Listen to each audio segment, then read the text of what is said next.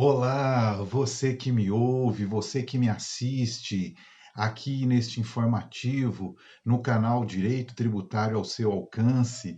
Meu nome é Robson. Muito obrigado a você por já ter aberto esse vídeo, por estar me assistindo, ok? Eu vou fazer um informativo aqui semanal das principais informações durante esta semana.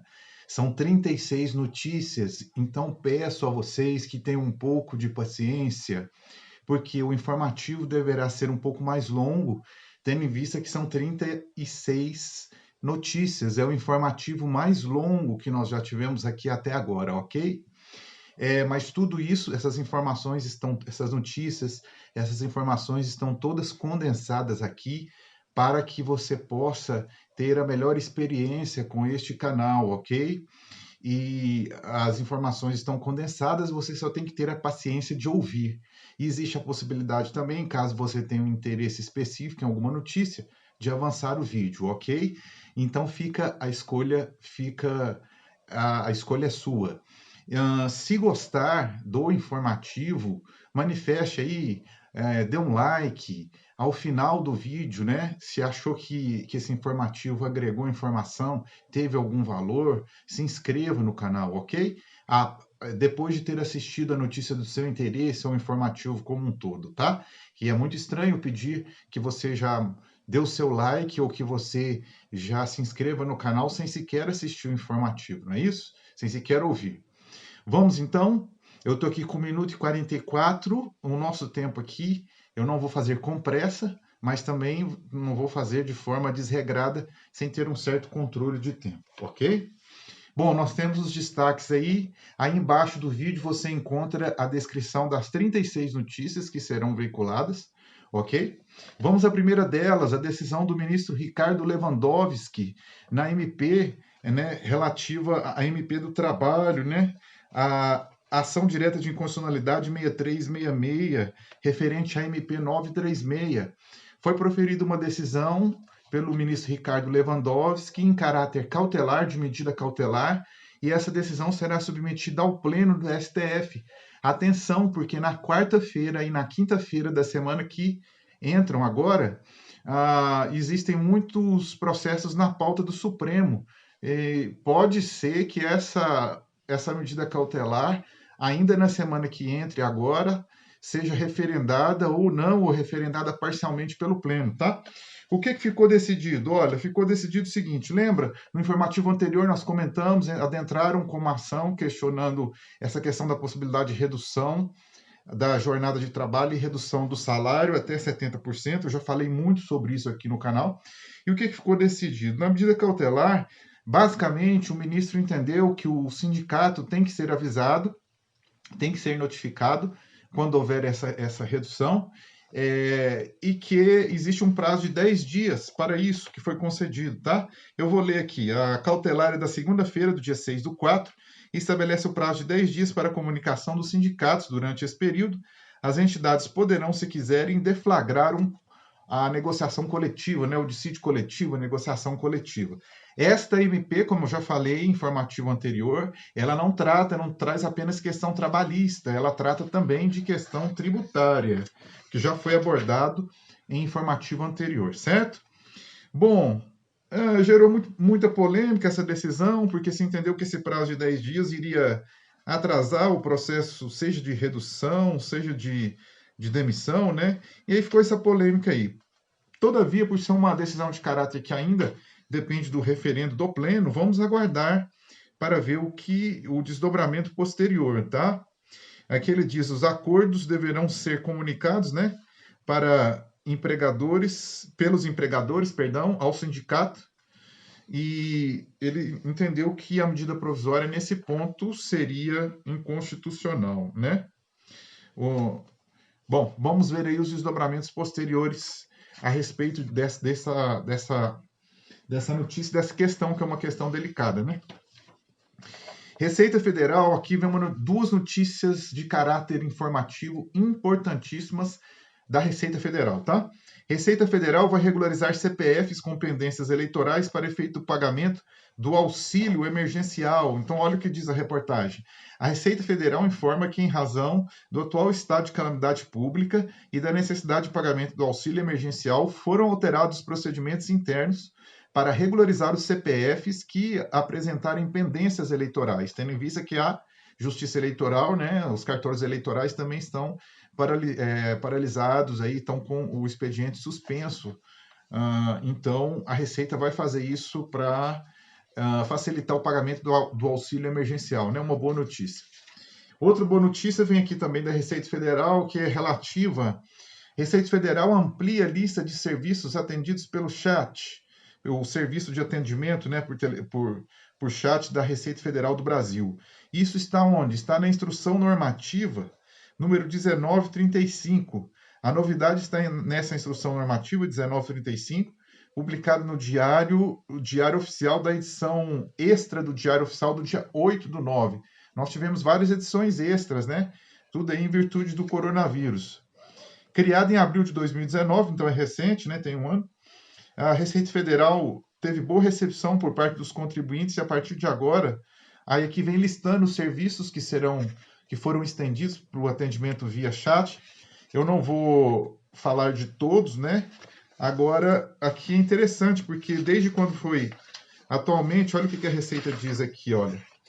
Atualmente, a Receita Federal realiza, por meio do chat, cerca de 28.940 atendimentos mensais. Bem relevante, né?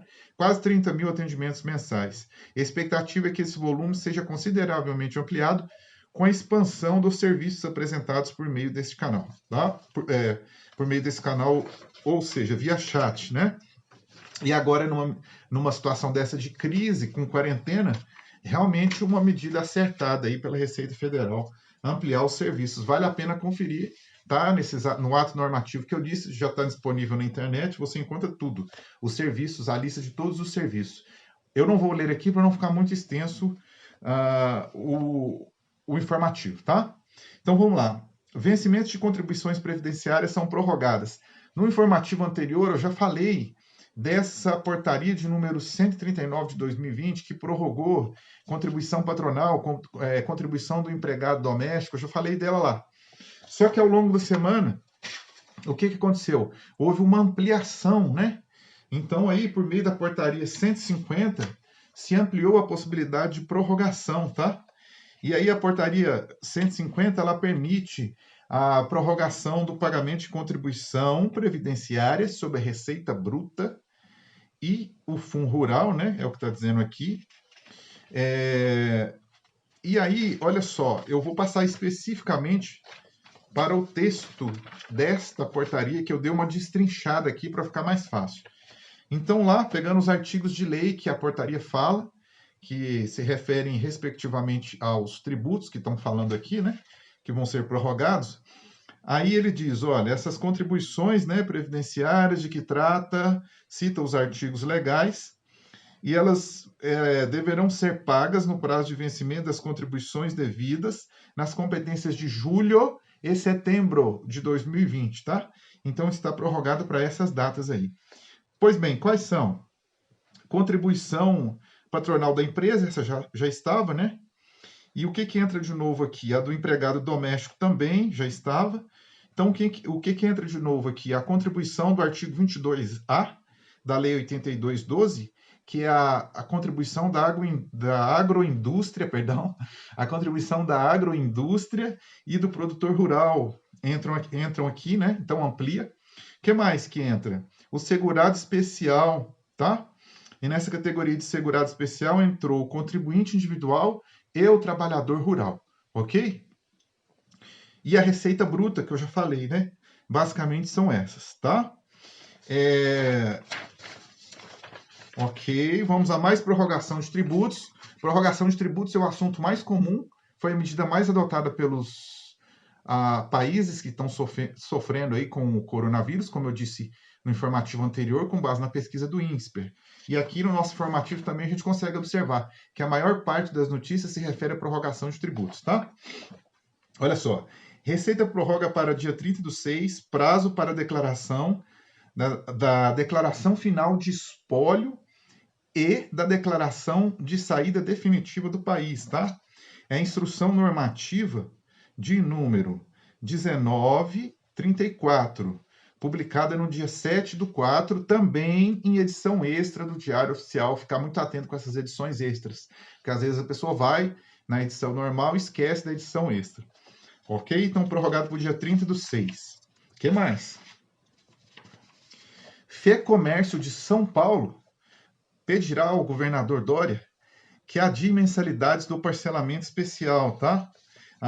O parcelamento especial, principalmente de tributos, né? Mas a gente sabe aí que o que pesa o parcelamento especial aí maior mesmo, que é o caso do ICMS, né? Que é o tributo aí que tem um ônus alto. É o tributo que mais arrecada, né? Se a gente soma a arrecadação de todos os estados, o imposto de renda, salvo engano, vem em segundo. Na última vez que eu vi esse demonstrativo, já tem um tempo, pode ser que tenha mudado, mas era o ICMS o tributo que mais arrecadava, somando a arrecadação dos estados.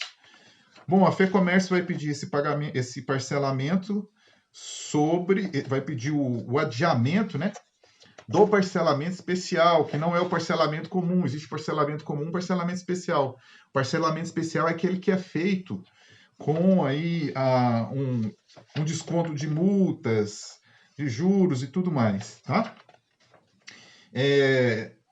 E aí, vamos ver, né? Porque existe um problemaço com relação a esse parcelamento especial, que eu vou chegar daqui a pouco da notícia, no que diz respeito à decisão que foi tomada pelo CONFAZ, tá? Então, vamos ver se aqui, vamos acompanhar os desdobramentos posteriores. Essa notícia é datada de 6/4, vamos ver, né? Também com relação ao Estado de São Paulo, olha só o que o Estado de São Paulo vai pleitear junto ao Congresso, vai pleitear o pagamento, o adiamento, né? O pagamento, não, o adiamento do pagamento. Então, vai pleitear o adiamento de dívidas de precatórios, olha só. E aí nós vamos para um problema, né? O Estado pede que se prorroguem as dívidas dele, mas, em muitos casos, não quer prorrogar o pagamento da dívida do contribuinte, né? Um problema. E o precatório a gente sabe, né? Tem gente que morre sem receber o precatório. O precatório é difícil, é complicado. Aqui sim, vamos chegar agora no problema do CONFAZ. Olha só o que diz a notícia. Sem aval do CONFAZ, estados estão impedidos de adiar parcelamentos com desconto, que é o parcelamento especial. Então, vejam, o CONFAZ é muito problemática essa estrutura do sistema tributário brasileiro, do CONFAZ, você exigir votações com quórum muito qualificado ou votações unânimes. Olha, a unanimidade hoje no mundo é praticamente impossível. Então, essa questão passa por uma mudança estrutural, né? Mas o fato é que o CONFAZ, ele negou. Ele negou o quê? Ele negou esse pedido de adiamento do parcelamento especial. Empresas que já têm um débito, que estão nessa condição de parcelamento especial, querem adiar o pagamento das parcelas. O CONFAZ negou, tá? E aqui a reportagem diz o seguinte, que alguns estados concederam, são 5 estados da federação, ok? Que concederam esse parcelamento especial, concederam o adiamento do parcelamento especial, que é diferente do parcelamento comum, tá? Mas espera aí, mas o CONFAZ não proibiu? Sim, o CONFAZ vedou, não autorizou, né? Se não autorizou, está vedado. E quais podem ser as consequências? A reportagem diz que as consequências podem ser que cobrar do contribuinte a diferença. A diferença aí de quê? Eventuais juros, correções nesses 3 meses. Mas aí nós vamos ter um problemaço. E aí haja judicialização. Porque se o próprio Estado concede, e depois, com base numa decisão do CONFAZ, ele fala, tem que te cobrar a diferença, olha, não sei, mas eu acho que é um ambiente mais que propício para uma discussão judicial a respeito disso. Então, esperamos que seja resolvido no âmbito administrativo, para que a justiça não seja aí simplesmente recebam uma enxurrada de ações nesse sentido, tá? Olha só essa notícia veiculada aqui, é uma notícia que, de todas as notícias aqui, eu acho que faltou um pouco de informação na notícia veiculada. Eu vou reproduzir como está aqui, tá? O governo do Maranhão conseguiu autorização da Justiça Federal para isentar ICMS, para isentar do ICMS, álcool em gel, álcool 70% e seus insumos, além de luvas, máscaras médicas e o hipoclorito de sódio, 5%, independentemente de prévio convênio no âmbito do Conselho Nacional de Política Fazendária. Foi editada a medida provisória 304, esse conteúdo aqui da medida provisória 309, desculpa, perdão. Então, entendo aqui que foi uma medida provisória de caráter estadual para também isentar do ICMS, por meio de decisão judicial, sem lei, sem autorização do CONFAS, esses produtos aqui, tá? Que são produtos estratégicos, né, insumos médicos para o momento de crise do coronavírus. E aí, vamos aguardar os desdobramentos. O que acontece, né? Se a decisão vai ser realmente prevalecer, se vai tomar, o CONFAS toma alguma medida ou não. Bom, vamos ver. E pelo menos tem a medida provisória, tem um ato de caráter, né, equiparado à lei concedendo essa isenção. Mas a reportagem diz que foi requerida uma autorização junto à Justiça, deixa eu ver aqui, junto à Justiça Federal, não é isso que eu li? Isso, junto à Justiça Federal. Bom, vamos aguardar. Cefaz prorroga, secretaria, mas não é aqui o CONFAS, né? Nesse caso aqui eu falei o CONFAS, se eu falei Cefaz, fica retificado, é CONFAS. Cefaz prorroga prazo de regularização das pendências para optantes do Simples. Aonde? No estado do Espírito Santo, veja. Então, aqui foi prorrogado no estado do Espírito Santo, eu vou ler. A Secretaria da Fazenda prorrogou o prazo de regularização das pendências para optantes pelo Simples Nacional. Essa é uma medida do governo do estado do Espírito Santo, visando a estimular a economia e a manutenção dos empregos durante o período de enfrentamento ao novo coronavírus, tá? E o benefício abrange todas as empresas que fizeram a solicitação de opção no portal do Simples Nacional. Lembra, no informativo anterior nós falamos que ocorreu a prorrogação de tributos federais, ICMS e ISS para pequenas e microempresas, né? E aqui o Espírito Santo também fez isso para todas as empresas que fizerem solicitação no portal do Simples e que foram impedidas, então aqui vem aqui a diferença, e que foram impedidas por pendências estaduais, alcançando inclusive aquelas que tiveram seus recursos indeferidos. Olha para você ver a medida que o Espírito Santo tomou aqui, então ele está disposto a rever. Todas as pendências com o Estado poderão ser regularizadas até o próximo dia 30 de abril, uma ótima oportunidade para você fazer isso. Essa dilação do prazo é um benefício exclusivo para débitos estaduais, não abrangendo as pendências com órgãos municipais e federais, né? Porque aí tem a questão do ICMS ser estadual, a questão da federação. Prorrogação também de benefício no município de Recife, tá?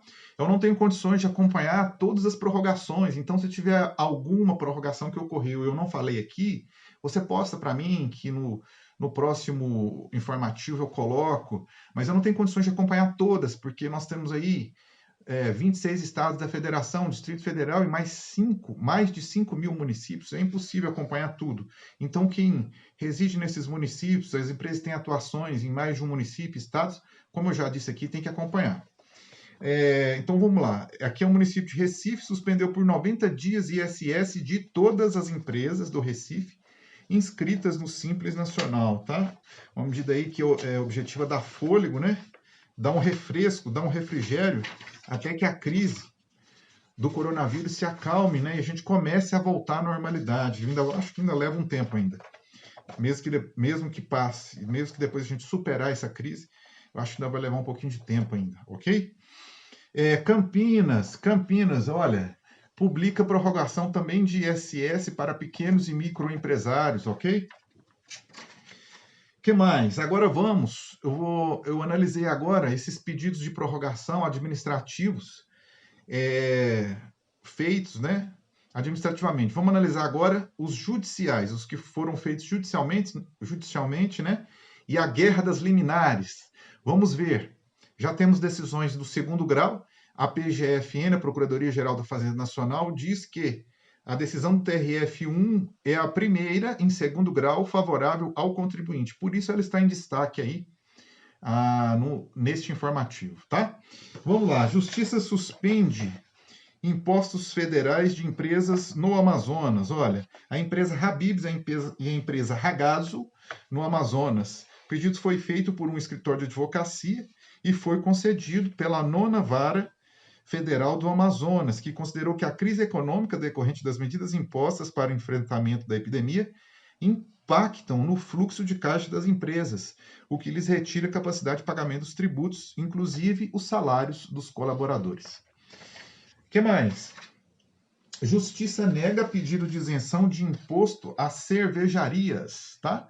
Isso aqui foi em Petrópolis, não é isso? O juiz da 3ª Vara da Fazenda Pública do Distrito Federal negou pedidos das unidades da cervejaria Petrópolis, dos estados da Bahia, Pernambuco e Centro-Oeste, apresentado contra o Distrito Federal para suspender o vencimento do imposto sobre circulação de mercadorias e serviços, ICMS, tá? E aí, o fundamento da decisão. Como não há produto comercializado que vai chegar ao consumidor final, o que afeta de sobremaneira o faturamento das empresas. Destacam ainda que, além da folha de salários, aqui é o argumento da empresa, né? O pedido foi negado. Aqui, assim, os fundamentos do julgador. No entanto, segundo o julgador, para que o pedido apresentado fosse aceito, as empresas teriam que apresentar, preste bem atenção, tá?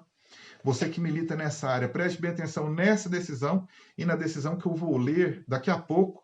Na hora que eu ler a decisão posterior, que vai daqui a pouco, eu vou voltar, vou fazer remissão a essa decisão. Porque às vezes você faz um pedido como advogado, que é militante na área, e às vezes você se depara com um juiz que tem um rigor maior na questão probatória da prova, que foi este o caso aqui que levou ao indeferimento, entre outros motivos, né? O magistrado diz o seguinte, o magistrado diz o seguinte: os impactos da crise econômica decorrente da pandemia da atividade empresarial, no entanto, segundo o julgador, para que o pedido fosse aceito, as empresas teriam que apresentar documentos comprovando, né, os impactos da crise econômica decorrente da pandemia na atividade empresarial, não podendo tais fatos decorrerem de mera dedução, tá? Embora as empresas autoras aleguem dificuldades na manutenção de suas atividades, não conseguiram, olha só, por meio de provas, principalmente balanços contábeis, demonstrar efetivamente a dificuldade econômica vivenciada. Por que eu estou dizendo isso? Porque eu vou ler uma outra decisão daqui a pouco, aonde se juntaram esses balanços contábeis e a decisão foi deferida. Então, isso pode fazer uma diferença? Pode.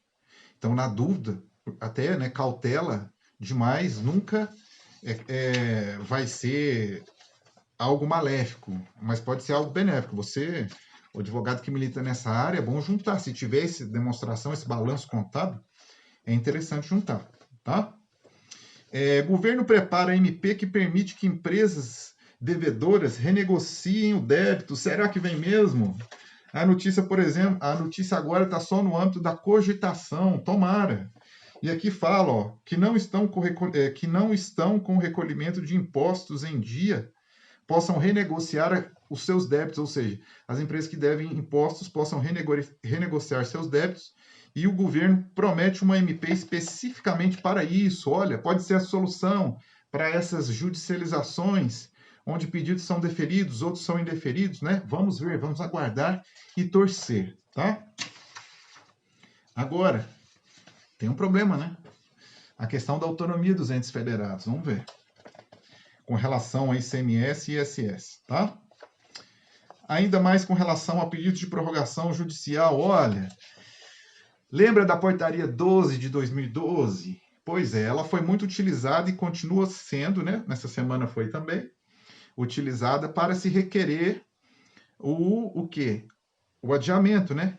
Do pagamento dos tributos. Muitas liminares deferidas, vamos dizer, algumas, né?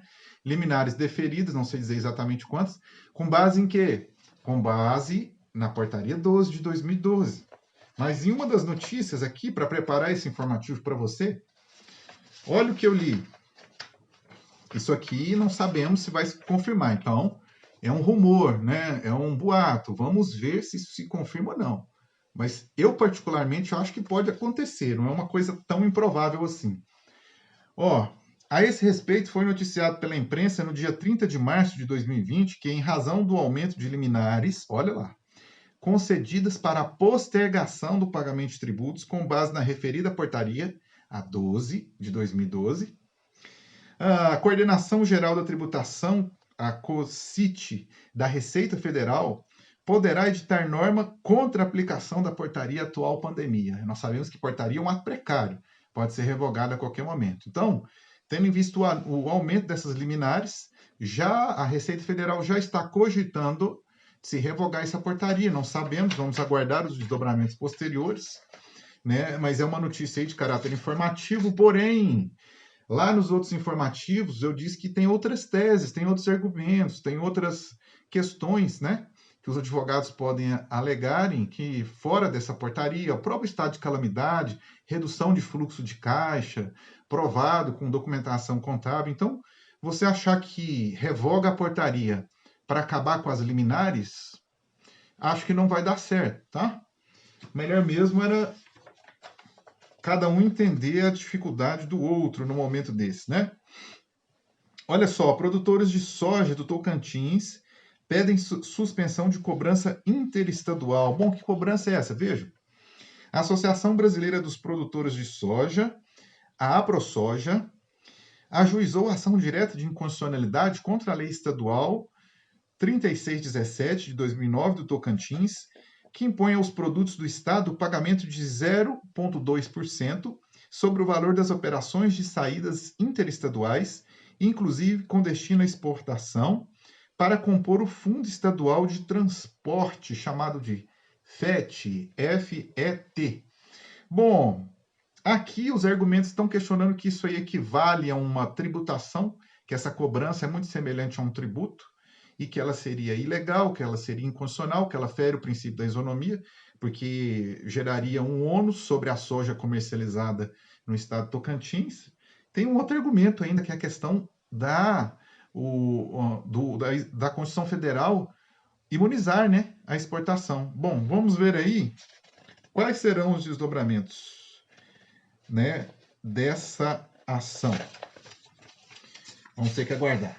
Aduana, prorrogação em tributos aduaneiros. Esse eu acho que é o primeiro caso de prorrogação de tributos aduaneiros. Bom, vou ler a notícia. Uma empresa do ramo de importação de Itajaí, Santa Catarina, olha, conseguiu, por meio de uma ação judicial junto à segunda vara federal da cidade, da comarca, a suspensão, deixa eu só confirmar aqui, suspensão do pagamento dos tributos aduaneiros. Olha só, quais foram os tributos? Vários, hein? Imposto de importação, imposto sobre produto industrializado, conseguiu a suspensão do PIS importação, da COFINS importação e desse tributo aqui, que eu acho ele pavoroso, adicional de frete para a renovação da Marinha Mercante, o famoso AFRM, conseguiu de toda essa questão aduaneira, e aqui desculpa, e também da TUS, né? Que é a taxa de utilização do Siscomex, tá? E aí a reportagem ressalta que, pelo fato de ter conseguido a suspensão de todos esses tributos, o despacho aduaneiro transcorreu de forma mais rápida, de forma mais célere, ok? Vamos lá, vamos acompanhar os desdobramentos, né? Muita decisão, tá? Olha, juiz nega pedido de isenção de impostos municipais durante a epidemia. Vejam, atenção, a questão da prova. Se bem que esse aqui não é o caso da prova, não. Esse aqui ele negou e diz o seguinte: negou liminar pedida por 8 empresas que buscavam a suspensão do pagamento dos impostos municipais, ISS e IPTU. Aqui foi negado, né? Então temos decisões em ambos os sentidos, ok? Vamos agora a essa decisão, que essa notícia é destaque. O TRF da primeira região, olha, ele prorrogou tributos federais e parcelamentos. Então, uma decisão bem abrangente, que, segundo a Procuradoria-Geral da Fazenda Nacional, é a primeira, em segunda instância, favorável ao contribuinte, porque nós tivemos uma do TJ de São Paulo, que passou a régua, né? Revogou todas as liminares. Olha, então vamos lá. Então, de acordo com o monitoramento da Procuradoria-Geral da Fazenda Nacional, ao menos 37 decisões contrárias ao contribuinte na segunda instância, e que essa seria a primeira favorável, tá? E com a liminar, essa companhia moveleira obteve postergação de PIS, COFINS, imposto de renda, contribuição social sobre o lucro, no TRF da primeira região, ok? Também uma fabricante de autopeças teria que pagar em 31 de março. Aqui vem a questão da prova, atenção, tá? Olha só. Então, aqui foi beneficiada essa primeira empresa, que é a empresa de autopeças, né? E o fabricante de autopeças, olha só, teria que pagar em 31 de março, né?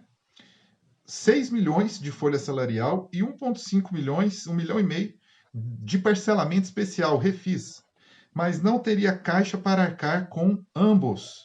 Por isso, apesar do governo, olha só que interessante, apesar do governo ter postergado, ou seja, ter adiado, né, PIS, COFINS, a decisão ressalta aqui, PIS, COFINS, contribuição previdenciária, sem a suspensão dos parcelamentos em curso. Então, essa empresa aqui estava naquela condição lá, ela estava no refis, pagando parcelado. Mas olha o que foi ressaltado, que sem a suspensão dos parcelamentos em curso, de nada adianta para a empresa. Afirma, a política da companhia até agora é de não demitir os empregados. Demonstrados no pedido à Justiça que as medidas emergencial de força maior imprevisíveis relacionadas ao combate à Covid-19 resultaram em prejuízo em março e a expectativa para abril e maio é de um caixa ainda mais negativo. Então, aqui foi feita uma prova mais robusta do que simplesmente dizer é a crise e, né, pronto, e basear só na portaria 12, por exemplo. Então, aqui foi feita uma prova nesse sentido. Tem um outro processo aqui também, salvo engano, uma outra notícia referente a um outro processo, onde foi feita essa prova aqui, inclusive com demonstrações contábeis, tá? E aí fica interessante, porque existem mais elementos aí, ainda que a liminar seja indeferida, no eventual recurso, existem mais elementos probatórios nesse sentido. Aqui sim, a decisão do TJ passou a régua, né? A decisão do TJ de São Paulo, olha, a concessão de moratória tributária em meio à pandemia do coronavírus tem potencial de risco à ordem administrativa, comprometendo inclusive as ações de enfrentamento à doença. Com esse entendimento, o presidente do Tribunal de Justiça de São Paulo suspendeu 7 liminares concedidas em primeiro grau sob o fundamento de grave lesão à ordem, à economia e à segurança pública. É um problemaço, né? Porque, veja só, existem os dois lados da questão. Você dizer qual decisão está certa ou que está errada é impossível, é difícil. A decisão do TJ se baseia no seguinte fato: olha, se o Estado tem que gastar mais arrecadando menos, isso coloca em risco a segurança do combate à epidemia. Por outro lado, as empresas que também têm o seu atividade econômica cai vertiginosamente, que leva a uma queda no faturamento, e elas têm que arcar com os custos sem ter receita, sem ter lucro, né? Que também impacta na arrecadação, porque caiu a atividade econômica, caiu receita, caiu o lucro, vai cair a arrecadação. Então, assim, é uma crise sistêmica, né? Essa é a verdade. Você tem um efeito dominó em tudo, praticamente, dentro da economia. Juiz do Distrito Federal prorroga pagamento de tributos federais a 750 empresas. Eu acho que essa é a liminar mais abrangente que nós tivemos em primeiro grau, não sei. Vamos aguardar aí para ver. Por ser a portaria 12 de 2012, baseou na portaria 12, em que o fisco está querendo revogar a Receita Federal. Norma de eficácia plena e aplicabilidade imediata. Com base nesse entendimento, ele suspendeu. O juiz da 8ª Vara Federal do Distrito Federal concedeu o pedido que beneficia de uma só vez mais de 750 empresas. Vamos aguardar aí os desdobramentos, se essa liminar se mantém ou não. Bilhões do coronavírus, o mapa do governo, quer saber? Olha, interessante, quanto que essa conta está até agora? Eu falei no informativo anterior eu falei com base numa entrevista que eu vi do ministro Paulo Guedes, falando que seria na casa dos 800 bilhões. Essa reportagem traz de novo para a informação anterior, que seria 700 bilhões. Nós não temos um valor fechado ainda por um motivo muito simples, a crise ainda não terminou. Mas aqui diz o seguinte, ó, 30% se refere a adiamento de tributos, o que teria, entre aspas, um impacto, né? Porque o adiamento você posterga, mas você não está retirando, não está isentando, você não está concedendo uma isenção, você não está retirando o ônus do tributo. Isso teria um impacto dentro do gasto total desses 700 bilhões, 30%, que corresponde a 204 bilhões. 27% corresponde ao que o governo chama de dinheiro novo, o que daria 181 bilhões. O que seria o dinheiro novo? É o dinheiro aberto via crédito extraordinário para socorro ao SUS, pagamento de auxílio aos trabalhadores e cobertura de medidas trabalhistas, tá? E aí, 26% liberação de crédito, que corresponderia a 174 bilhões. O que seria liberação de crédito na visão do governo? Para garantir a continuidade das empresas, financiar folhas de pagamento, auxiliar Santa Casas e socorrer o setor de construção civil, tá? E aí 17% que eles chamam de outros diversos, valores não arrecadados de impostos ou antecipação de pagamentos, como o 13º e o INSS, que esses 17% corresponderiam a 141 bilhões. Essa é a conta prévia, né? Uma conta aí projetada só para esses 3 primeiros meses. Notícia também de destaque. Esta é uma notícia interessante aqui, principalmente para quem milita na área do ICMS e questão relativas a comércio eletrônico, comércio digital, que tem hoje um debate mundial a respeito disso, né? E o Brasil está bem atrás. Nem a questão do software ainda foi decidida completamente. Se decidiu uma parte, mas a outra ficou e a tecnologia avança muito mais rápido do que a capacidade de resposta do judiciário e aí nós temos um problema, né?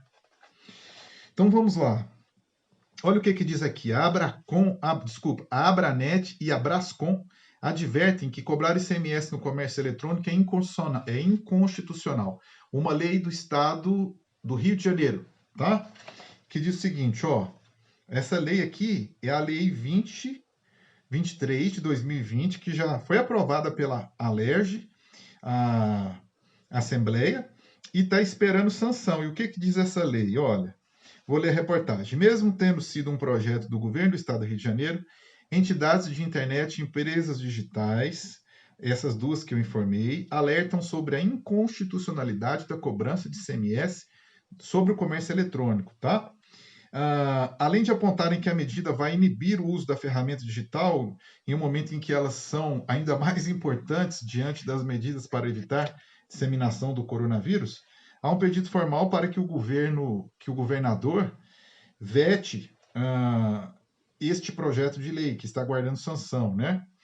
O ICMS deve ser recolhido por quem emite a nota fiscal, resume Eduardo Neger, presidente da Associação Brasileira da Internet. E aqui ressalta que isso que o Rio de Janeiro está tentando fazer já foi feito pelo Estado de São Paulo, que já existe a ADIM discutindo isso, ok? Essa mudança aqui de que exige o pagamento do ICMS por quem não é o vendedor da mercadoria. É basicamente isso que foi modificado aqui, pelo que eu entendi da reportagem, se é que a reportagem está bem fidedigna, tá? Às vezes nós temos problema de informação da reportagem. Tem uma aqui com esse problema, mas eu vou fazer o filtro. Então ele diz o seguinte, ó, na argumentação, teria que existir uma lei complementar autorizando os estados a estipular como contribuinte do ICMS alguém que não fosse o vendedor da mercadoria. Né? Esse aqui é o artigo de um especialista, a afirmação de um especialista sobre a matéria. Aqui, ó, o tema, vale lembrar, tem constitucionalidade questionada no STF em 2 ações, então já é um problema. Além disso, a tentativa feita pelo Estado de São Paulo de tributar as transações online já foi barrada pelo Judiciário, e um recurso apresentado para questionar essa decisão no STJ foi negado. Então, Aqui fala assim, o ICMS deve ser recolhido por quem emite a nota, né? A entidade se baseia em parecer do tributarista Luiz Roberto Peroba, do escritório Pinheiro Neto, esclarece que a Lei Complementar 87, no âmbito nacional, que é a do ICMS, estabelece que o pagamento do ICMS seja feito pela empresa proprietária do bem ou serviço colocado à venda. Bom, vamos ver aí quais serão os desdobramentos, se isso vai para o Supremo, se não vai, se o governador veta, se não veta. Vamos ver, tá? Os tributos incidentes nas operações próprias de sócio ostensivo. Olha que interessante. Fazia muito tempo que eu não via nada relativo à sociedade em conta de participação, que é raro a gente ver na prática, né? A sociedade em conta de participação. Olha o que decidiu aqui a Receita Federal nessa solução de consulta número 3003 de CIT SRRF 3 de 9/4/2020. Ela decidiu basicamente o seguinte, que os tributos incidentes nas operações do sócio ostensivo devem ser apurados separadamente dos tributos devidos pela sociedade em conta de participação. Então, a apuração deve ser feita de forma separada. Interessante a decisão, não por determinar que tem que ser feito de forma separada, mas por abranger uma sociedade em conta de participação. Eu nunca tinha visto nenhuma decisão assim da Receita com sociedade em conta de participação. Se você já viu, posta para mim. Fala, olha, já teve outra, abordou, foi mais abrangente ou foi menos abrangente? Posta para mim aí nos comentários. Instrução normativa número 25, aqui envolve questão aduaneira. Instrução normativa número 25, de 7 de abril de 2020. Ela diz o seguinte, eu vou ler o artigo primeiro.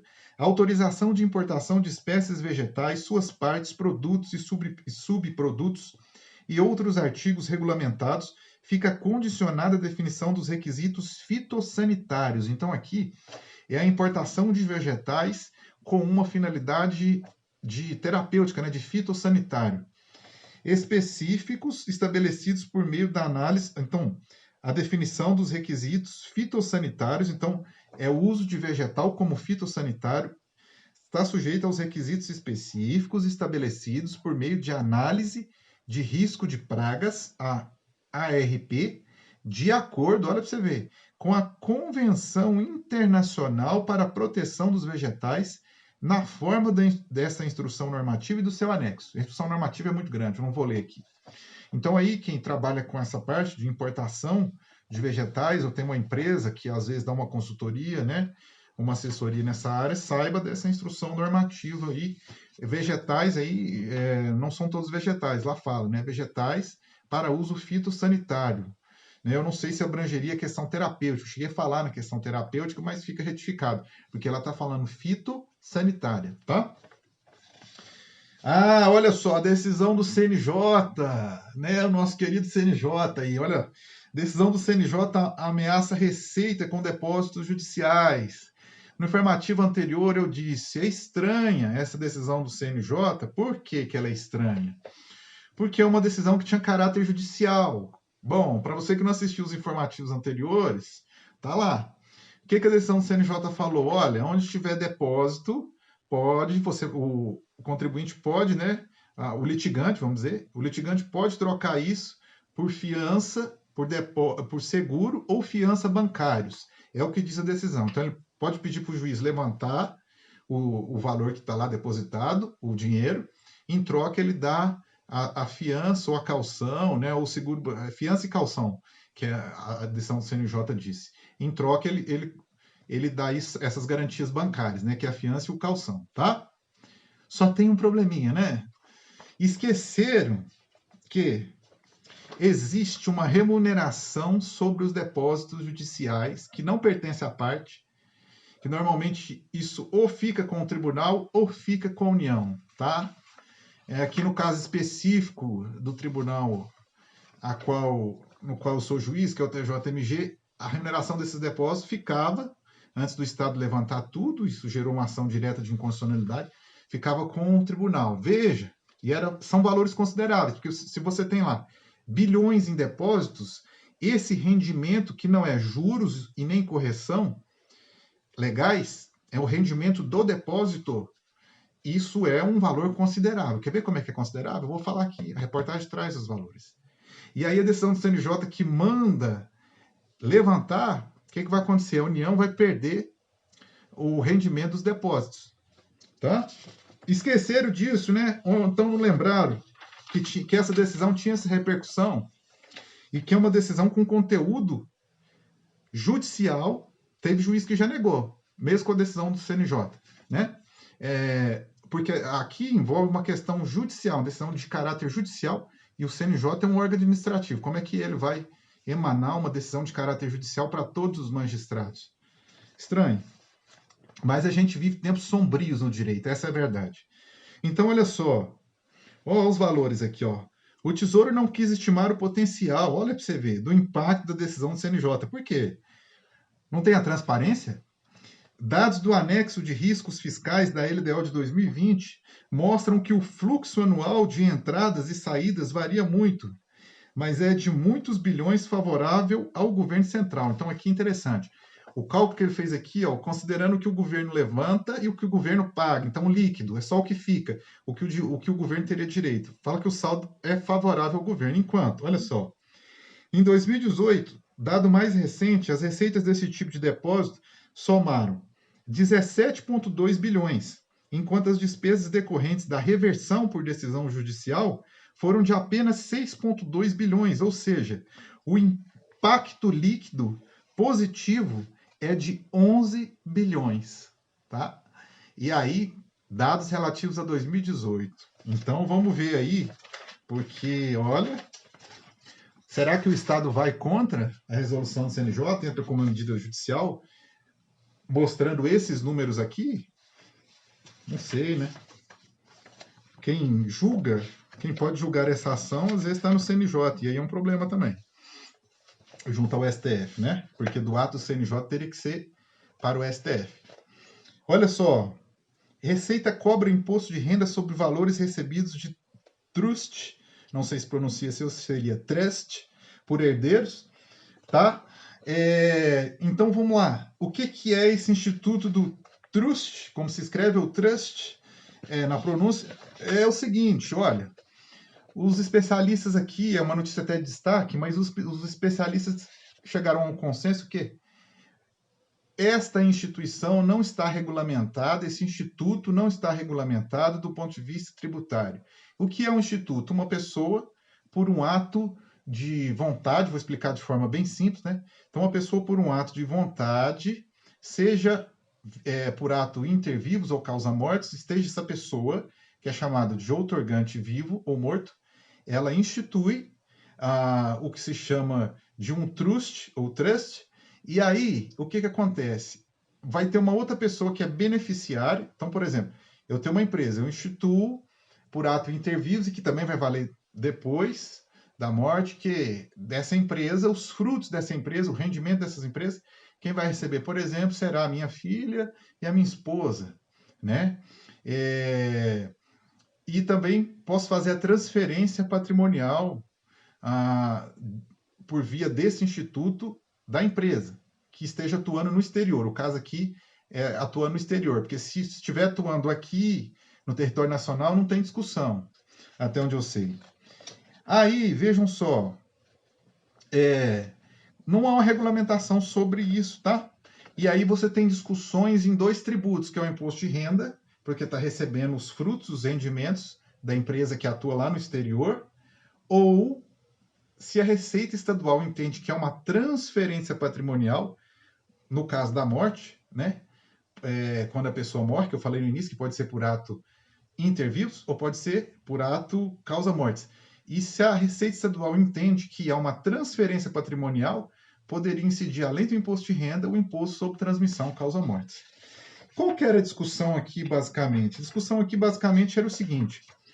O caso aqui não se amolda muito bem ao conceito do Instituto que foi declinado na consulta da Receita Federal que eu li integralmente, tá?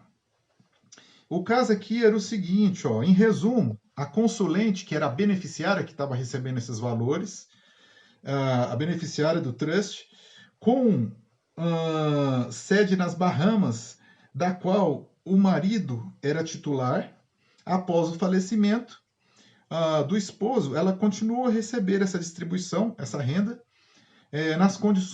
na condição de beneficiária e herdeira, né? Que a mulher é herdeira. Bom, mas qual que é o conceito mesmo de trust ou de trust, né? Olha só, tem aí, você joga as pronúncias depois para ver. Nossa, é muito. Quando você joga pronúncia americana e pronúncia britânica, parece que está falando duas palavras diferentes. Às vezes, para uma mesma palavra, a pronúncia britânica é completamente diferente da pronúncia americana. Em que pese eu não sou especialista, expert nessa área, tá? Então fica à vontade para me corrigir aí quanto à pronúncia. Olha só, entendemos que a solução de consulta é relevante, né? E tudo mais, mas vejam, olha o que no processo de consulta a Receita Federal diz com relação a esse instituto. Olha como que ele funciona. Eles citaram aqui o artigo 2º, é isso mesmo? É isso, citaram o artigo 2º da Convenção de Haia, da qual o Brasil não é signatário, isso foi bem ressaltado aqui no parecer da Receita, na resposta de consulta. Mas olha só como é que funcionaria segundo o artigo 2º da Convenção de Haia. O trust ou trust, né, se refere a relações jurídicas criadas, intervivos ou após a morte, por alguém. Olha só, então o outorgante, né, que vai conceder, é o dono de uma empresa, por exemplo, então vai conceder a distribuição, tem uma empresa lá no exterior, vai conceder a distribuição de lucros, ou que depois ele pode colocar que, após a morte dele, não só a distribuição de lucros, mas que a empresa vai ser transferida para determinada pessoa que está aqui no Brasil e que alguém lá no exterior vai administrar, por exemplo. Tá? Então aqui, o distribuidor, né, forem colocados, então olha só, na figura do trust ou do trust, segundo o artigo 2º, nos termos do artigo 2º da Convenção de Haia, você tem 3 partes, que aqui eu não identifiquei. Aqui eu identifiquei o outorgante e a beneficiária. Lá ele fala o seguinte, podem ser colocados sob o controle de um curador. Tem minhas dúvidas se aqui seria curador ou tutor, mas tudo bem. Para o beneficiário, para o benefício de um beneficiário ou para alguma finalidade específica. Então pode ser um curador, um administrador, pelo que está aqui, né? Pode ser um tutor também, caso seja menor, né? E aí, o parecer é bem interessante. Ele vem aqui dissecando esse conceito, que está lá no artigo 2º da Convenção de Haia, e ele fala aqui que por falta de documentação, olha o problema da prova, não se conseguiu, neste caso específico, avaliar finalidade e tudo mais, mas que a consulta seria respondida em termos gerais, no sentido de que incide o imposto de renda, nesse caso, tá? Segundo os especialistas, é a primeira resposta de consulta sobre esta matéria por parte da Receita Federal. Então, por isso essa notícia foi em destaque, ok? Vamos acompanhar aí, né? Se vai ter algum desdobramento judicial ou não. Em menos de um mês, STF vai receber mais de 40 ações. Olha, a reportagem fala 40, mas eu estou falando mais de 40 porque tem matéria. Tem matéria para judicializar. Eu vou ler aqui uma das últimas MPs que foram editadas aqui. Ela é uma matéria, uma séria candidata à judicialização. Então, a maioria dos pedidos, e aí vai sobrecarregando, né? 40 ações aqui só de controle concentrado, tá? Que é a DI, a DPF. Então, vai sobrecarregando o judiciário e, assim, num órgão colegiado, né? 40 ações no órgão colegiado composto por 11, num tribunal colegiado, né? Então, olha só, a maioria dos pedidos dessas ações foi feita por partidos políticos. Eles responderam por 14 das 41 ações. Depois aparecem estados, associações de classe, presidência da República, e aí vai. Aqui a reportagem destaca que várias ações foram relativas a essa questão da dívida dos estados, né? A questão fiscal aí muito em voga nessas ações aí. E eu acho que nós vamos ter questionamento, e questionamentos tributários também, né? Pelo que a gente já falou aqui ao longo dos informativos e tudo mais. Ok? Eu estou com 54 minutos, vamos lá. Valores percebidos como incentivo à aposentadoria estão sujeitos à incidência do imposto de renda. Então, aqueles valores que a pessoa, mesmo depois de ter atingido o requisito para aposentadoria, continua recebendo. O entendimento aqui, nesse caso, é da Turma Nacional de Uniformização dos Juizados Especiais Federais. Entretanto, é ressaltado na reportagem que o STJ tem esse mesmo entendimento, que se trata de parcela remuneratória e não indenizatória, por isso incide o imposto de renda, ok?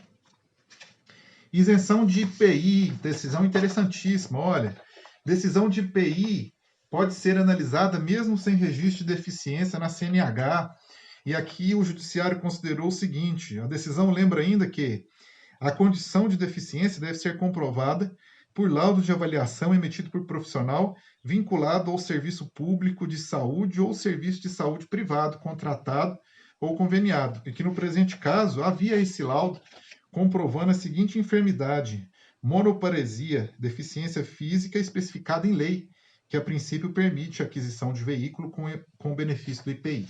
Ok? Auditores fiscais propõem medidas para combater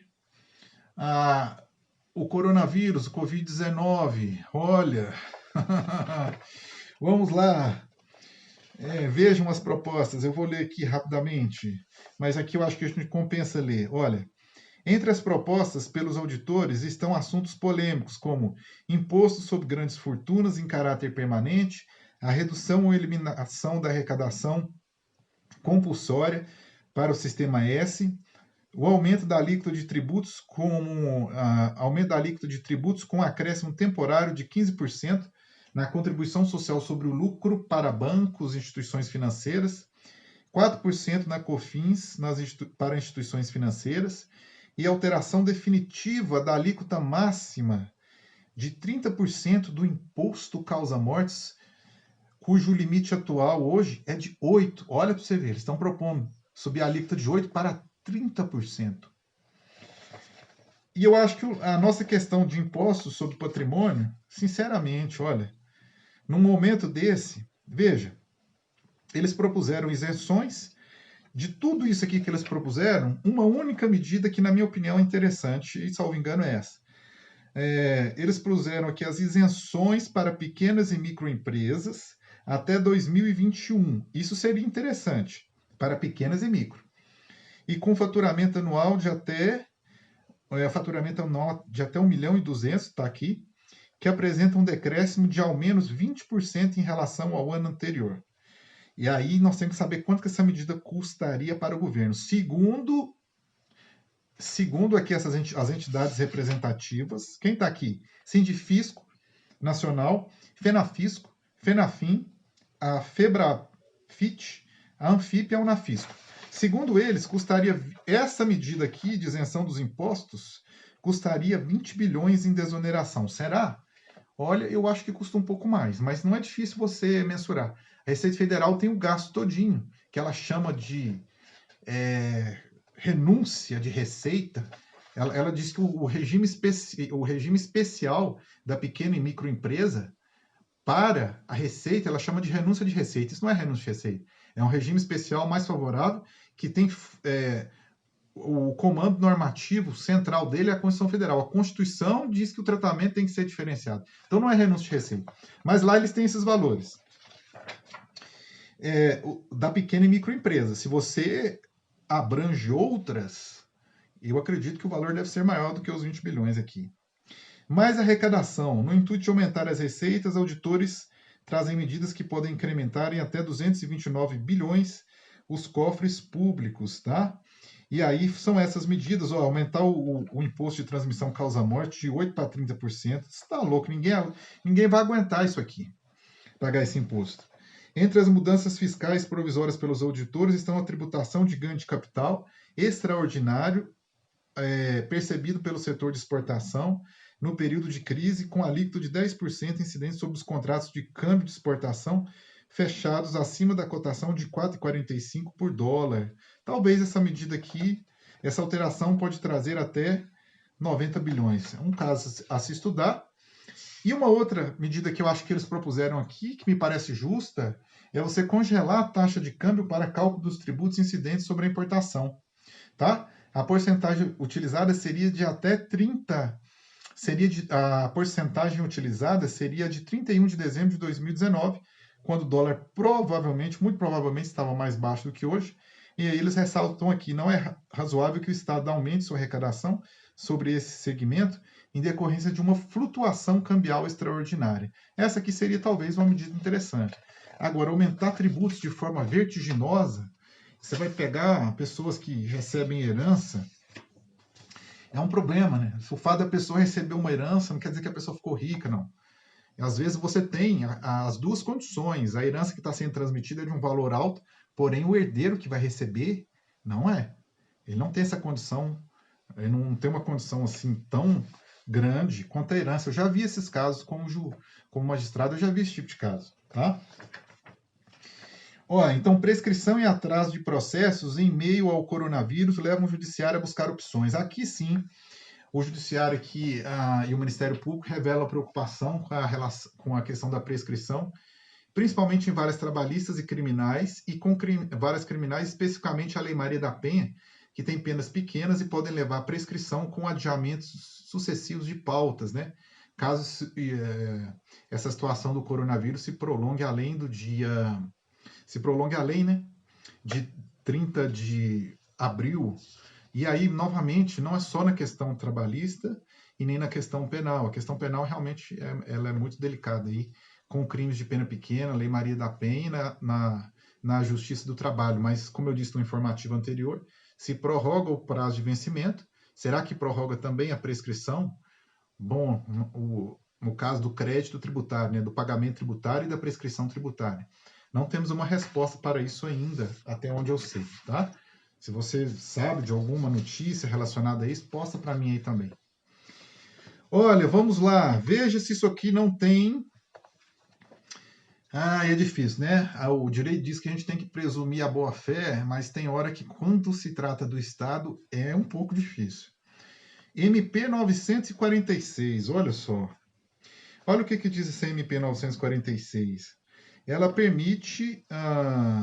O governo federal autorizou o saque de até R$ 1.045 de contas ativas e inativas do FGTS a partir de 15 de junho. A liberação do saque está na medida provisória número 946, que extingue o PIS/PASEP e transfere seu patrimônio para o FGTS. Opa, peraí. Está extinguindo o PIS/PASEP, o fundo do PIS/PASEP, não o PIS/PASEP em si, né? Mas está extinguindo o fundo do PIS/PASEP por meio de lei ordinária, e esse fundo está previsto na lei complementar. A própria reportagem ressalta isso aqui, porque a MP, se convertida, é convertida como lei ordinária. O fundo está previsto na lei complementar. Bom, é um problema. E poderia se alegar também a inconstitucionalidade, né? Faça a previsão constitucional, eu não sei. Vamos ver o que vai vir. Mas que essa MP, uma séria candidata à judicialização, ela é. Então, o que ela está fazendo? Ela extingue os fundos do PIS/PASEP e transfere o dinheiro para o FGTS. Aí o governo diz aqui o seguinte, quer dar mais liquidez ao fundo do FGTS. Por quê? É a minha pergunta. O fundo está sem liquidez? Essa é a primeira pergunta que você faz. Ou o governo quer ampliar de modo a permitir um saque em maior extensão, em maior valor, em maior quantidade? Se for essa a intenção do governo, tudo bem. Agora, se o fundo não tem liquidez e precisa de extinguir o fundo do PIS/PASEP e jogar o dinheiro, esse recurso, para o fundo do FGTS, porque está faltando dinheiro, está faltando liquidez, a pergunta que vem, se a resposta para essa primeira, se está faltando dinheiro e liquidez, se a resposta para essa primeira for sim, a segunda é por quê?